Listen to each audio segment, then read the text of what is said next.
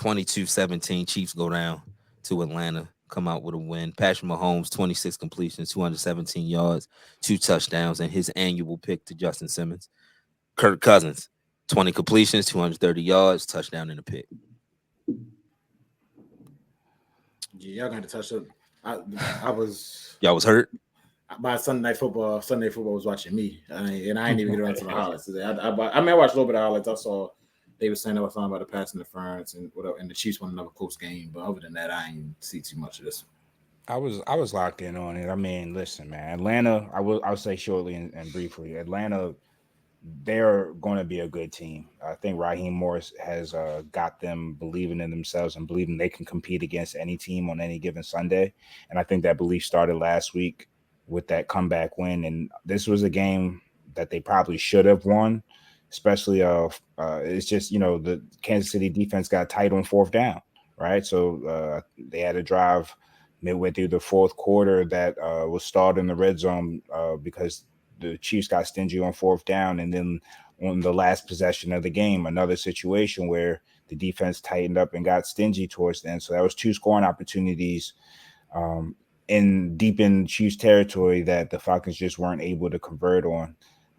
But they applied a lot of pressure on Kansas City. And yeah, the referees, it did get kind of out of hand with that pass interference. That was cause for one of the stops was the pass interference that wasn't called on third down. And then they had to go for it on fourth and didn't get it to an incomplete pass to Drake London. So, and then they're going to have to figure out, Atlanta has going to have to figure out how they want to be short yardage. Is Bijan that guy in short yardage? Seems like every time they have a big short yardage play, they hand the ball off to him and it doesn't work out in their favor. They're going to have to be more creative than, just trying to run him up the gut. Especially, when everybody in the stadium knows that they like to run the ball. And, Bijan is a prize player. So other than that, though, I think Atlanta, they have a lot to be excited about down there. I think Raheem Morris, he's definitely changed the aura of the team, and they believe. And Kirk Cousins, coming back from week 1 where, the schedule maker said, hey, first game back from Achilles, go play against TJ Watt and see how and test that Achilles out.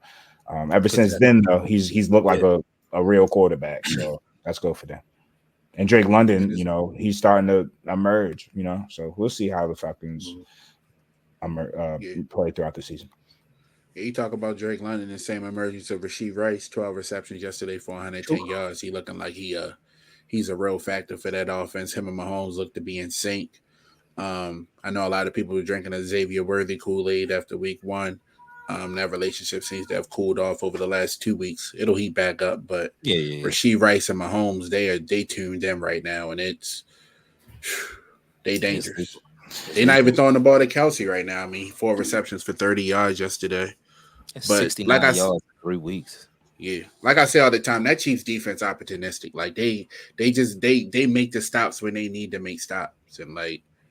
Sometimes they get a little bit of help, but I don't like to bring the zebras into it. Like they won the game yesterday. Yeah. They hit Kirk Cousins 10 times yesterday. Like he getting up from the hits and he's still making throws. So like Nick alluded to, he's getting more comfortable as the weeks progress. I think that'll only help Atlanta's offense because Atlanta playing good defense too. Mm-hmm. Yeah, and the thing about the Chiefs too, man, Kelce, I don't know if it's him being washed because I don't think he just fell off the face of the planet. He was still effective last year, but is it part of it just trying to conserve and being bored at this part of your career and just want to just fast forward to the playoffs?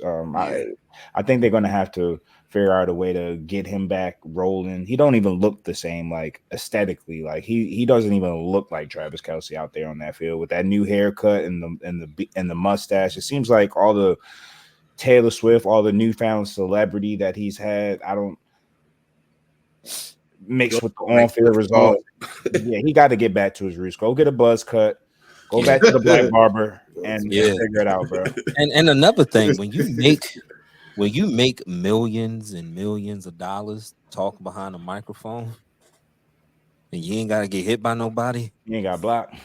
I ain't got blocked. I ain't gotta get hit by nobody. They ain't going for my knees, hit me in my head. You start to, I'm sure he thinking about that. Like, Look my at brother Whitney is having a blast. Look My at Whitney brother Houston, is, Bobby Brown. Like I went from my prerogative to my wife just being the biggest star on the planet. I don't want to do this. No, I just yeah, my want to. brother's becoming a star. Jason Kelce is I'm cool. everywhere.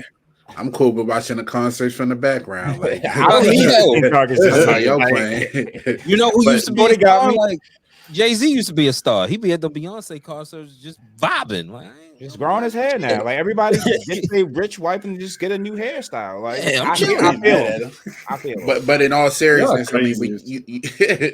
in all seriousness, though, when you they also going for a 3-peat this year, so I know at some point the regular season becomes mundane. Like and that's part of the grind of a 3-peat is trying to just grind through it and deal with it feel like the game's unimportant because you didn't play it in Super Bowls, you didn't play it in AFC title games, but I mean these games matter and they build cohesion towards the end of the season. But I think I'm thinking he's just in some sort of funk like that. But when your lady make worth $1 billion, Keep to wrap this up. That was actually a great point because we talked about last year how they didn't have vertical threats, so they dinked and dunked all season. It just seems like they're adding tools on their toolbox as their dynasty grows. Like they're just trying to find new ways to win. How can we find a new way to win a football game? All right, so we don't even throw to Kelce no more. We don't have our starting running back, Rashee Rice. You're the guy now. And to that point, they might be saving Xavier Worthy.